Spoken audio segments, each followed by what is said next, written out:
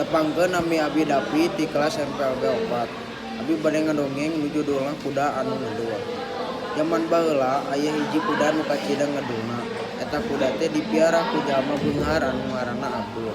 Unggal poe Abdul ka kota mawa kudana keur ngajual barang dagangan anu urang kota.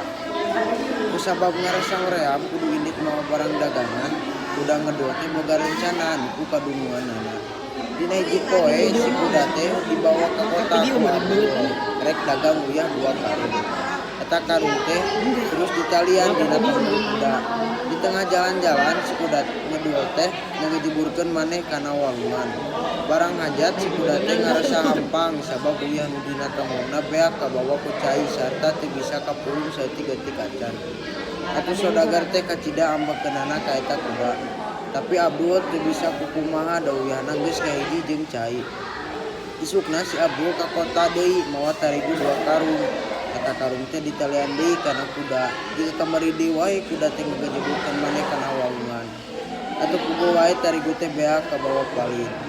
Bari jeung ambek Abdul terus balik deui ka imahna teu jadi ngajual barang daganganna.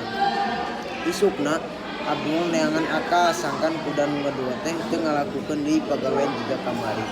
Abdul neangan kapas tuluy di karungan sarta ditalian kana tembong kuda. Di tengah jalan jiga kamari deui wae kuda teh ngajeburkeun maneh kana walungan. Tapi basa manehna hanjat karasa kacida beratna karung nu diisi ku kapas teh. Manehna ngarasa kaduhung ngalakukeun pamolah model kitu sabab manehna kudu terus ke kota mamawa kapas anu sakitu beratna.